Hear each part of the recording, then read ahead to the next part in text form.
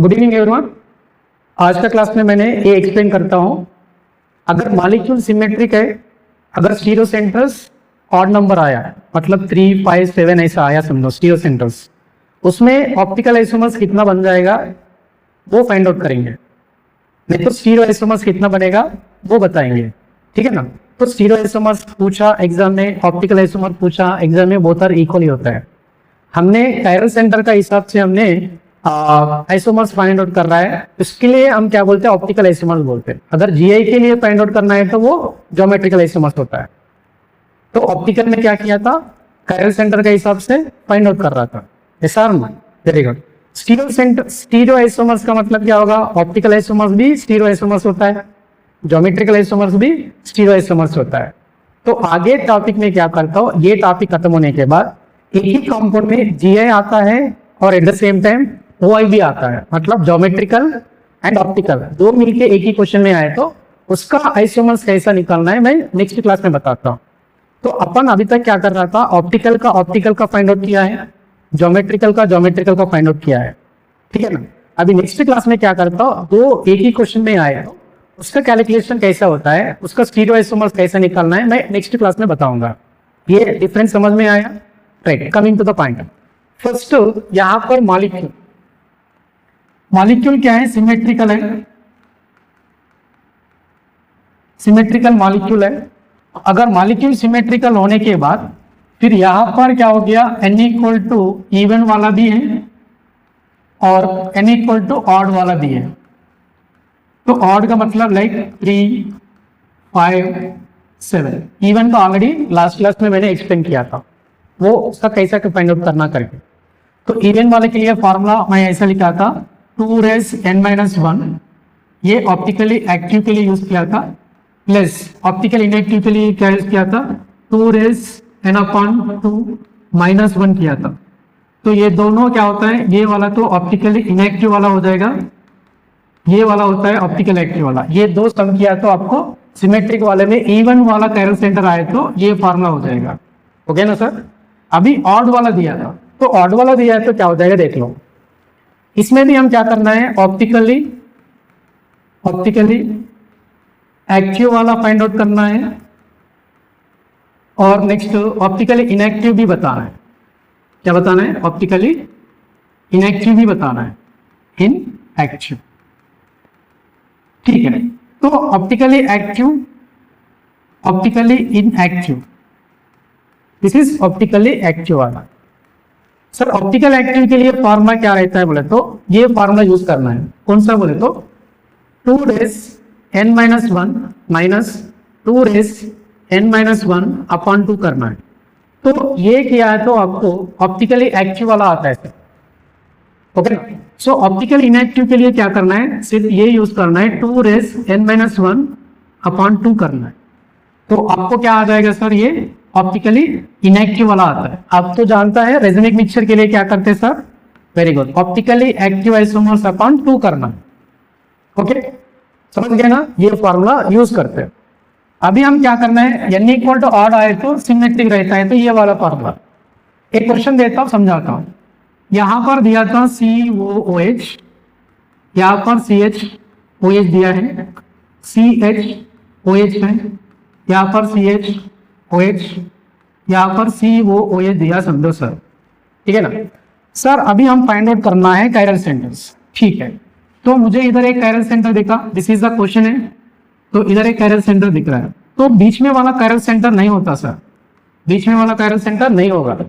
मैंने last class में explain किया सूडो कायरल सेंटर करके, जो कार्बन 2 डिफरेंट ग्रुप रहे थे। फॉर एग्जाम्पल ये कार्बन के ऊपर एक हाइड्रोजन था, एक OH था, ऑलरेडी पहले से 2 डिफरेंट है।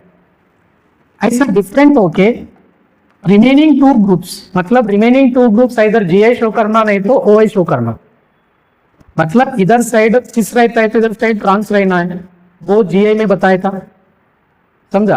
पहले से ये जो कार्बन, मैं फिर से बता रहा है, जो कार्बन पहले से 2 ग्रुप डिफरेंट होना चाहिए, रिमेनिंग 2 ग्रुप इधर GI शो करना नहीं तो OI शो करना। तो इस क्वेश्चन में हम बात करें तो ऑलरेडी यहाँ पर क्या दिख रहा है सर आपको, यहाँ पर कायरल सेंटर है, इधर भी कायरल सेंटर है, ऑलरेडी पहले से 2 ग्रुप अलग था, ओके। सो इसको हमने क्या बोल देते, ये तो सिमेट्रिक दिख रहे हैं कैसे भी, दो इक्वल पार्ट्स हो जाएगा। वेरी नाइस, थोड़ा सा लॉजिक क्वेश्चन है सर। इसको हमने क्या बोलते हैं, सूडो कैरल सेंटर बोलते हैं। क्या बोलते हैं? सूडो कैरल सेंटर बोलते हैं। This is pseudo chiral centre. Sir ये सूडो कैरल सेंटर में हम यहाँ पर कैरल सेंटर नहीं मान लेगा, इसको मानना है सूडो कैरल सेंटर। मतलब यहाँ पर कैरल सेंटर इक्वल टू कितना हो जाएगा 2, यहाँ पर सूडो कैरल सेंटर कितना हो गया, pseudo chiral centre that is equal to कितना हो गया 1 हो गया। फाइनली स्टीरियो सेंटर्स कितना हो गया, स्टीरियो सेंटर्स कितना हो जाएगा, दैट इज इक्वल टू 3 हो गया। मतलब सूडो कैरल सेंटर को हमने कैलकुलेशन में एक कैरल सेंटर जैसा मान के वो वैल्यू भी लेना पड़ता है। मतलब ये जो सूडो कैरल सेंटर एक था ना, तो कैरल सेंटर 2 था ना, तो ये 1 and 2 मिलके हमने n मान लेना पड़ता है। सो फाइनली इसका n कितना हो गया सर, 3 हो गया। ये 3 में 2 कैरल सेंटर था, एक सूडो कैरल सेंटर था, समझ गया, सूडो कैरल सेंटर था। ओके चलो फॉर्मूला में लगाएंगे अपन एक्टिव वाला और इनएक्टिव वाला। एक्टिव वाला देख लेंगे क्या हो जाएगा, 2 race n-1 minus 2 race n-1 upon 2 करना है। तो फार्मूला में लगाने के बाद अभी बता दीजिए फिर क्या हो जाएगा सर, 2 रेस, हाँ कितना कैरल सेंटर है 3 है, 3-1 माइनस 2 रेस 3-1 अपॉन 2 करना है। Sir n equal to stereo centre, okay ना, ऑप्टिकल में कैरल सेंटर ले लेते हैं, ओके ना, मगर यहाँ पर कैरल सेंटर नहीं है, that is pseudo chiral centre है। इसका डिटेल मैंने एक तो वीडियो बनाया था, उसमें चेक कर सकते हैं सूडो कैरल सेंटर कब होगा। फिर भी मैंने अभी एक्सप्लेनेशन किया, पहले से 2 ग्रुप अलग होना, आजू बाजू रिमेनिंग ग्रुप्स जीआई शो करना, नहीं तो ओए शो करना। जीआई में कैसा शो करना, एक सिस होना चाहिए, एक दूसरा ट्रांस होना चाहिए। दोनों सिस होता है तो फिर नहीं होगा सूडो कैरल सेंटर, दोनों ट्रांस होता है तो भी सूडो कैरल सेंटर नहीं होगा। हाँ ऑप्टिकल में क्या चेक करना, इधर भी कैरल सेंटर होना, इधर भी कैरल सेंटर होना, वो भी सेम वाला होना, ये कैरल सेंटर ये कैरल सेंटर सेम ही होना, तभी ये सूडो कैरल सेंटर होता है। तो टोटल हमको स्टीरियो सेंटर्स कितना हो गया, 3 हो गया, तो n वैल्यू 3 है इधर, ओके ना, राइट। सो 3-1 का मतलब क्या होगा, 2 हो जाएगा सर, तो माइनस इधर क्या हो जाएगा 2/2 हो जाएगा। सो फाइनली 2 मतलब क्या हो जाएगा 4 हो जाएगा, इधर 2 कैंसिल हो गया तो फिर 2 हो जाएगा। इसका मतलब 4-2, तो फाइनली कितना हो जाएगा सर 2 हो जाएगा। सो आपको आया ऑप्टिकली एक्टिव वाला आया, क्लियर, ठीक है। इधर क्या हो गया, ऑप्टिकली एक्टिव फाइंड आउट कर रहा है, ऑप्टिकली एक्टिव फाइंड आउट कर रहा है इधर, ओके ना सर। इधर क्या करेंगे, ऑप्टिकली इनएक्टिव फाइंड आउट करेंगे, ऑप्टिकली इनएक्टिव फाइंड आउट करेंगे। सो ऑप्टिकल इनएक्टिव फॉर्मूला ये था, तो ये ऑप्टिकल इनएक्टिव का मतलब क्या होगा, ये मीजो वाला होता है।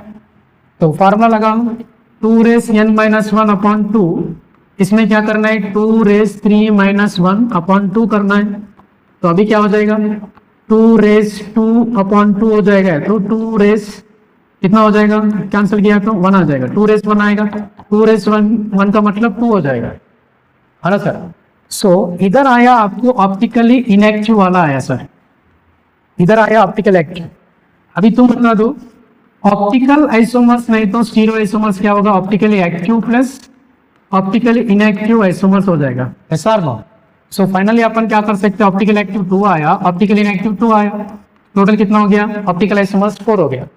इसमें और एडिशनल क्वेश्चन क्या सर, बेजनिक मिक्सचर। बेजनिक मिक्सचर के लिए क्या करते हैं, ऑप्टिकली एक्टिव अपन 2 करना है, तो 2/2 किया है तो फिर कितना हो जाएगा सर 1 पेयर आ जाएगा। सो ऐसा अपन ने, अगर यहाँ पर मॉलिक्यूल सिमेट्रिक रह के और n इक्वल टू r रहता है तो ऐसा प्रोसेस से हमने ऑप्टिकल आइसोमर्स फाइंड आउट करना, ठीक है ना। तो ऑप्टिकल एक्टिव, ऑप्टिकल इनएक्टिव। सो ऑप्टिकल एक्टिव के लिए ये फार्मूला होता है, ऑप्टिकल इनएक्टिव के लिए ये फार्मूला होता है। दोनों सम किया है तो आपको ऑप्टिकल आइसोमर्स आता है, नथिंग बट स्टीरियो आइसोमर्स आता है, समझ गया ना।